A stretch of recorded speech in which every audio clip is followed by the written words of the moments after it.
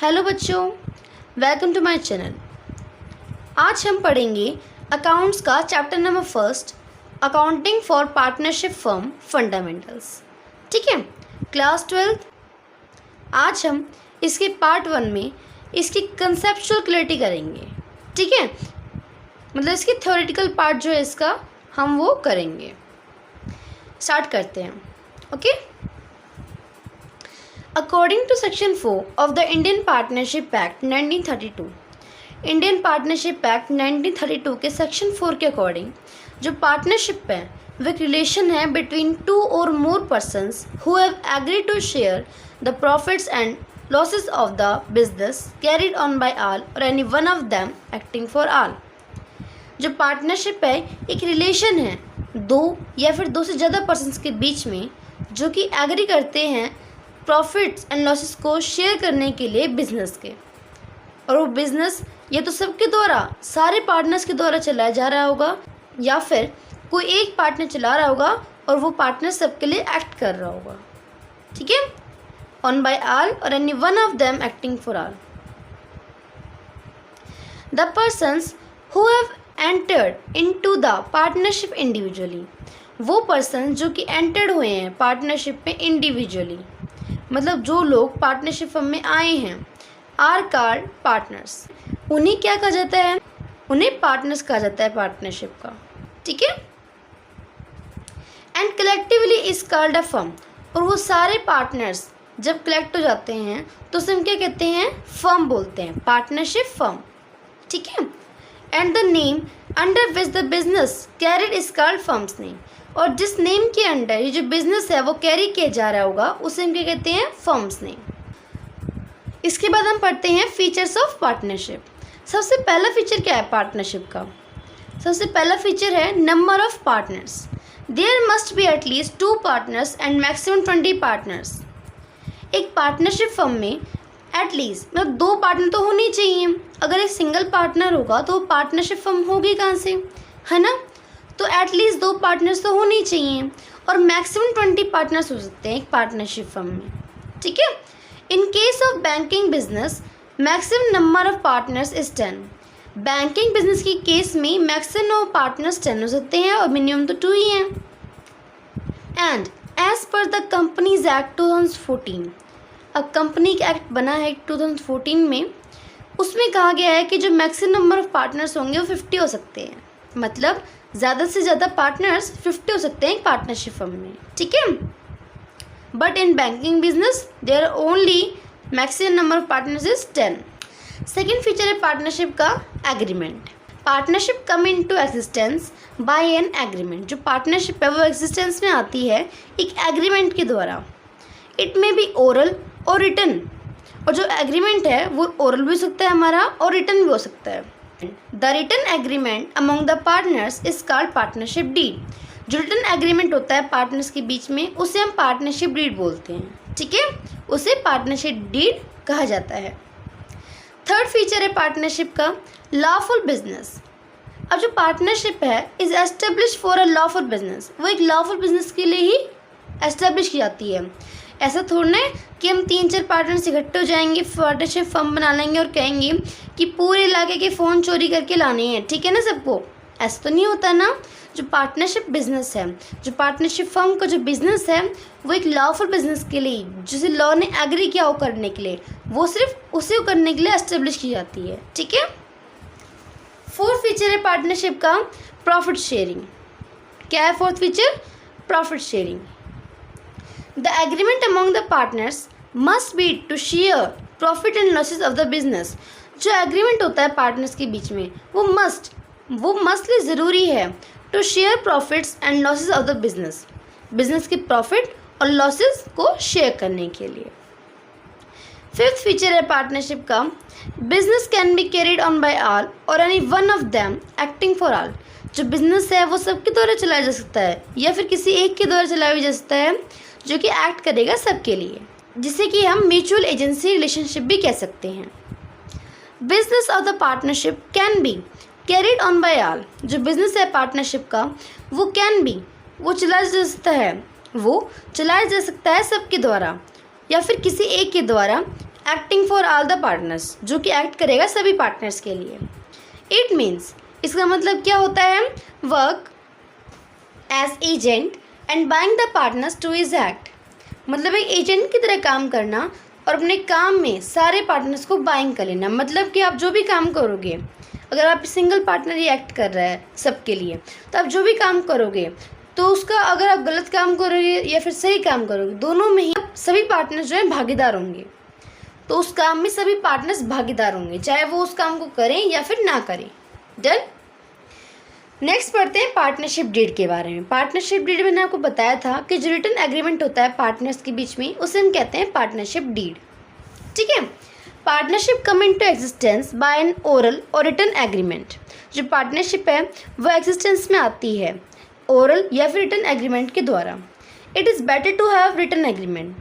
ये ज़्यादा अच्छा रहेगा कि आप रिटन एग्रीमेंट करें, ताकि हम अवॉइड कर सकें डिस्प्यूट्स को फ्यूचर्स में जो भी झगड़े हों उन्हें हम अवॉइड कर सकें। This written agreement is known as partnership deed. इस रिटन एग्रीमेंट को हम बोलते हैं partnership deed, in which all the terms and conditions related to partnership is given, जिसमें कि सारी की सारी जो टर्म्स एंड कंडीशंस होती हैं जो कि रिलेटेड होती हैं पार्टनरशिप से, वो गिवन होती हैं, दी जाती हैं। ठीक है। अच्छा, अब पार्टनरशिप डीड में क्या क्या टर्म्स एंड कंडीशंस होती हैं उसके बारे में पढ़ते हैं। So contents of partnership deed. Partnership deed में क्या क्या कंटेंट्स होते हैं। सबसे पहला कंटेंट क्या है, डिस्क्रिप्शन ऑफ पार्टनर्स। सबसे पहले तो दिया होता है इसमें पार्टनर्स का डिस्क्रिप्शन, उनका नाम, कितने पार्टनर्स हैं, कितनों का क्या क्या नाम है, और उनका एड्रेस। ठीक है। सेकंड आता है डिस्क्रिप्शन ऑफ द फर्म, कि फर्म का नाम क्या है और फर्म का एड्रेस क्या है। Third, principal place of business. Business की प्रिंसिपल प्लेस क्या है, मेन जगह कौन सी है, तो मेन जगह का एड्रेस, प्रिंसिपल प्लेस का एड्रेस। ठीक है। फोर्थ आता है नेचर बिजनेस, कि बिजनेस किस नेचर का है, मतलब क्या काम कर रहे हैं, ट्रेडिंग कर रहे हैं, शॉप खोल रखी है आपने पार्टनरशिप फर्म में, मैन्युफैक्चरिंग बिजनेस है आपका। ठीक है। कौन सा बिजनेस है आपका। फिफ्थ है date of commencement of partnership. आपने पार्टनरशिप कब शुरू कर, कब से एग्जिस्टेंस में आई, उसकी डेट बतानी है, उसकी डेट लिखी होती है। ठीक है। इसमें six, capital contribution, the amount of capital to be contributed by each partner, कि किस पार्टनर ने कितनी अमाउंट की कैपिटल जो है कंट्रीब्यूट करी पार्टनरशिप फर्म में। Whether the capital account shall be fixed और फ्लक्चुएटिंग, चाहे वो कैपिटल अकाउंट जो है वो फिक्स्ड हो या फ्लक्चुएटिंग हो, दोनों में से कोई सा भी हो, चाहे वो हमारा यहाँ पे गिवन होगा। ठीक है। सेवंथ क्या है, सेवंथ है इंटरेस्ट ऑन कैपिटल, कि जो कैपिटल उन्होंने इन्वेस्ट करी है उनको उस पर इंटरेस्ट मिलेगा या फिर नहीं मिलेगा। ठीक है। एट्थ है इंटरेस्ट ऑन ड्राइंग्स, कि अगर पार्टनर्स कोई भी ड्राइंग करते हैं तो उनको उस पर इंटरेस्ट भरना पड़ेगा या फिर नहीं भरना पड़ेगा। Ninth, profit and losses sharing ratio, कि प्रॉफिट एंड लॉसेस का क्या शेयरिंग रेशो होगा, या तो इक्वल बटेंगी या फिर किस रेशो में बटेंगी वो। टेंथ है इंटरेस्ट ऑन लोन, अगर पार्टनर्स फर्म से लोन लेंगे तो उनको उस पर इंटरेस्ट पे करना पड़ेगा या नहीं करना पड़ेगा, या कोई फर्म पार्टनर से लोन लेगी तो उसको उस पर इंटरेस्ट भरना है या नहीं भरना है, वो लिखा होगा। ठीक है, वो गिवन होगा। 11th है रेम्युनरेशन टू पार्टनर्स, पार्टनर्स को कोई सैलरी या फिर कमीशन दिया जाएगा या फिर नहीं दिया जाएगा।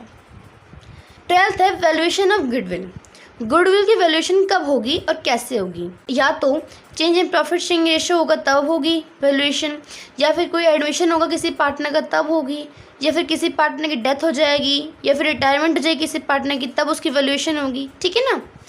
13 होती है वैल्यूएशन ऑफ एसेट, एसेट का वैल्यूएशन करना। 14th सेटलमेंट ऑफ डिस्प्यूट, अगर कोई भी झगड़ा हो गया तो उसकी सेटलमेंट कैसे होगी। In case of death of partners the firm will continue और नॉट, अगर पार्टनर्स की किसी पार्टनर की डेथ हो गई तो फर्म कंटिन्यू करेगी या फिर नहीं करेगी।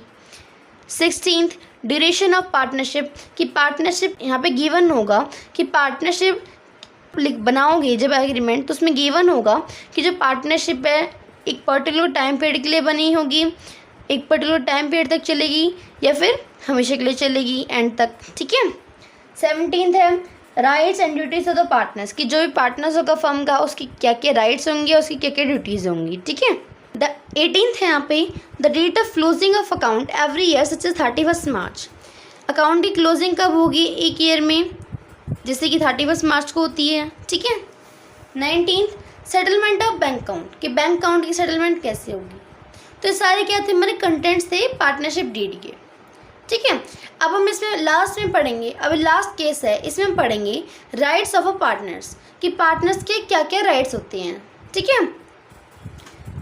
पार्टनर का फर्स्ट राइट होता है every partner has a right to participate in the management of business matter, कि हर पार्टनर्स के पास राइट है कि किसी भी मैनेजमेंट मैटर में बिजनेस के वो पार्टिसिपेट कर सकता है, ठीक है। सेकेंड राइट क्या है, every partner has a right to be consulted about the business matters, हर पार्टनर के पास राइट है कि बिजनेस मैटर में वो अपनी कंसल्टेशन, अपनी बात रख सकता है। Third, every partner has a right to inspect the books of account and have a copy of it, हर एक पार्टनर के पास राइट है कि वो अकाउंट्स की बुक को उसका जब मन करे वो उसको देख सकता है, बुक्स ऑफ अकाउंट्स को बिजनेस की, और या तो फिर वो अपने पास उसकी कॉपी भी रख सकता है, वो कॉपी भी बनवा सकता है, ठीक है, उसी की कॉपी करवा सकता है। फोर्थ है every partner has a right to share profits and losses in the agreed ratio, हर पार्टनर का राइट है कि वो शेयर करेगा प्रॉफिट एंड लॉसेस को एग्रीड रेशो में, जो उन्होंने एग्री किया होगा पार्टनरशिप डीड की बनाते टाइम।